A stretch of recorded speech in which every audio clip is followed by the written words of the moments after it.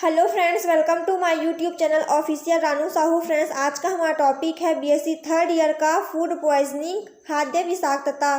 खाद्य विषाक्तता या फूड पॉइजनिंग हम उसे कहते हैं जो किसी भी बाह्य कारक या फिर सूक्ष्म जीवों के द्वारा, जैसे वायरस के द्वारा, बैक्टीरिया के द्वारा, परजीवियों के द्वारा या फिर प्रोटोजोआ के द्वारा, फंजाई या कवक के द्वारा दूषित हो जाता है, तो उसे हम फूड पॉइजनिंग कहते हैं।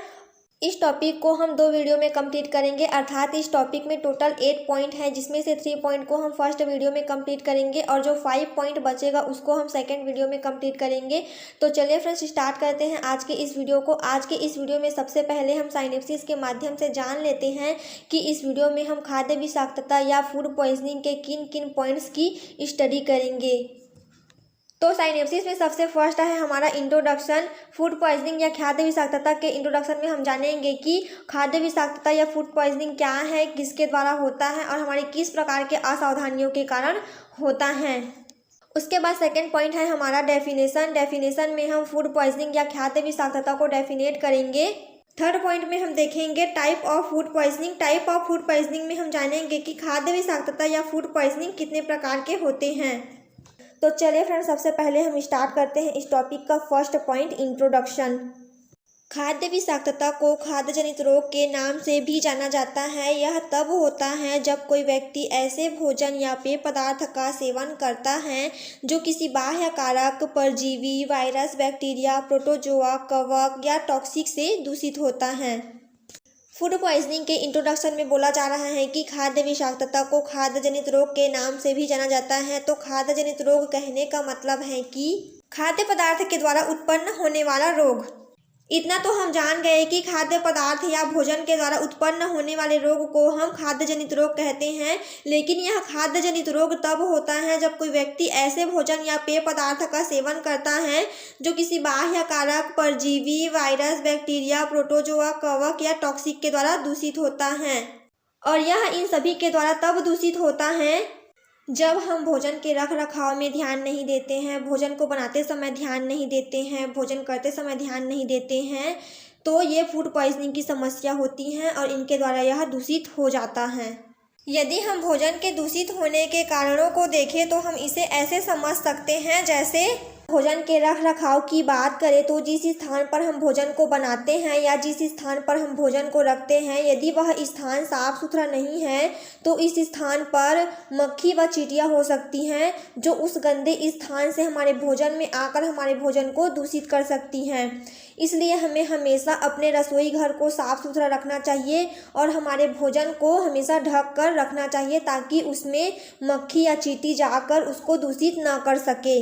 इसके साथ ही अगर हम रोड साइड के होटल की बात करें तो वहाँ भी खाद्य पदार्थों का रख रखाव ठीक से नहीं होता है। वहाँ पर आप लोगों ने देखा होगा समोसा, कचौड़ी, जलेबी इत्यादि बना हुआ ऐसे ही खुला बिना ढका हुआ रखा होता है, जिसमें सड़क पर चलने वाले वाहनों से धूल उड़कर वहाँ के खाद्य पदार्थ में चला जाता है, जिससे वह दूषित हो जाता है। और यदि हम उस दूषित भोजन का सेवन करें तो हमें फूड पॉइजनिंग की समस्या हो सकती है। तो फूड पॉइजनिंग से बचने के लिए हमें इन सब बातों का ध्यान रखना चाहिए। हमें इस प्रकार के भोजन नहीं करना चाहिए। इसी प्रकार अगर हम भोजन को खाते समय ध्यान नहीं देते हैं, जैसे भोजन करने से पहले हाथ को ठीक से साफ नहीं करते हैं या फिर बर्तनों को ठीक से साफ नहीं करते हैं, तो हमारे बर्तनों व हाथों की गंदगी के द्वारा सूक्ष्म जीव जैसे बैक्टीरिया या वायरस हमारे भोजन में पहुंचकर हमारे भोजन को दूषित कर देते हैं और जब हम उस भोजन को सेवन करते हैं तो हमें फूड पॉइजनिंग हो सकती है।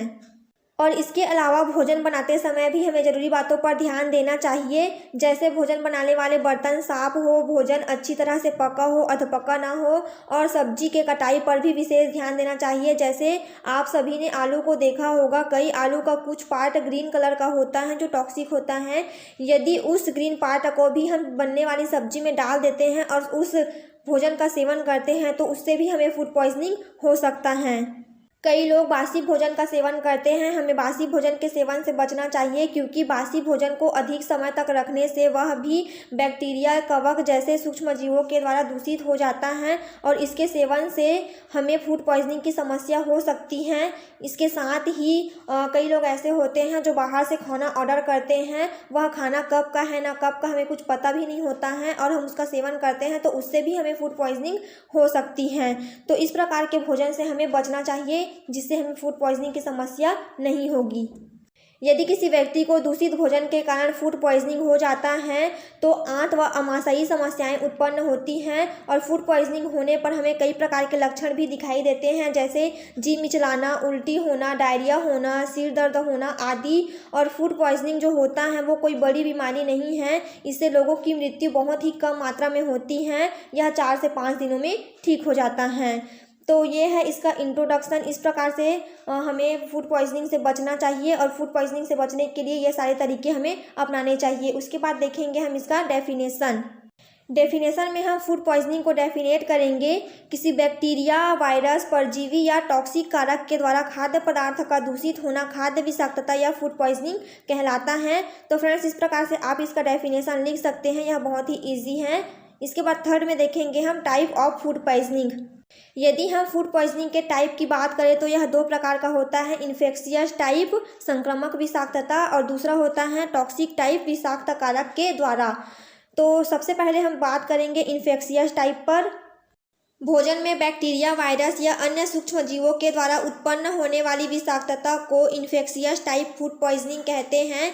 कहने का मतलब है कि यदि भोजन बैक्टीरिया, वायरस या अन्य सूक्ष्म जीव जैसे कवक, प्रोटोजोआ या फिर परजीवी के द्वारा दूषित होता है तो उसे इन्फेक्शियस टाइप फूड पॉइजनिंग कहते हैं। इसे इन्फेक्शियस टाइप फूड पॉइजनिंग या संक्रामक विषाक्तता इसलिए कहते हैं क्योंकि यह एक व्यक्ति से दूसरे व्यक्ति में फैलता है।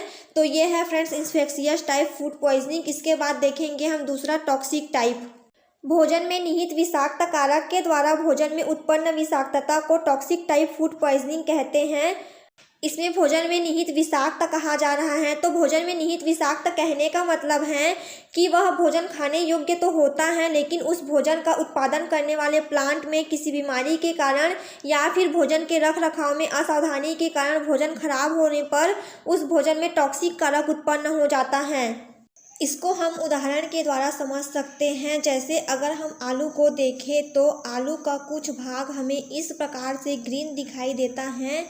यह ग्रीन भाग आलू में तब उत्पन्न होता है जब आलू सूर्य के प्रकाश के सीधे संपर्क में आता है। इस ग्रीन भाग में क्लोरोफिल की मात्रा अधिक होती है तथा इस ग्रीन भाग में सोलेमाइन नामक एक जहरीला पदार्थ पाया जाता है जो सेहत के लिए हानिकारक होता है।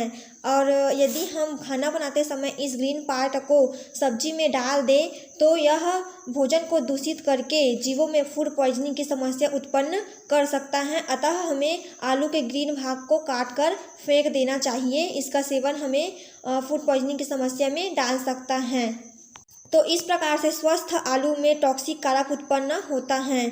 अगर इसी प्रकार हम मूंगफली की बात करें तो कृषक जो होता है जब वह मूंगफली को खेतों से लाता है तो उसे धूप में सुखाता है, लेकिन धूप में सुखाने के बाद भी यदि वह थोड़ा बहुत कच्चा रह जाता है और उसे बोरी में भर दिया जाता है तो कुछ समय बाद उसमें फफूंद आ जाते हैं और फफूंद लगने के बाद मूंगफली में टॉक्सिक कारक उत्पन्न हो जाते हैं। और जब इस फफूंद लगे मूंगफली का हम सेवन करते हैं तो हमें फूड पॉइजनिंग की समस्या हो सकती है। तो इस प्रकार से मूंगफली में फफूंद के कारण टॉक्सिक कारक उत्पन्न होता है। तो इस प्रकार से भोजन के अंदर उत्पन्न विषाक्त कारक या भोजन के अंदर ही निहित विषाक्त कारक के कारण हमें फूड पॉइजनिंग होती है तो उसे हम टॉक्सिक टाइप फूड पॉइजनिंग कहते हैं। तो ये हो गया टाइप ऑफ फूड पॉइजनिंग। इसके बाद जितने भी पॉइंट बचा हुआ है उसको हम सेकंड वीडियो में कंप्लीट करेंगे। इस टॉपिक के सेकेंड वीडियो को देखने के लिए आप इस वीडियो को देख सकते हैं। और यदि इस वीडियो से आपको कुछ नॉलेज मिला हो, वीडियो आपके लिए हेल्पफुल रही हो तो प्लीज़ वीडियो को लाइक करें एंड चैनल को सब्सक्राइब करें। और कुछ भी डाउट हो तो आप मुझे इंस्टाग्राम में मैसेज कर सकते हैं या फिर कमेंट कर सकते हैं। मैं आपके डाउट को क्लियर करने की पूरी कोशिश करूँगी। Thank you for watching my video. मिलते हैं नेक्स्ट वीडियो में।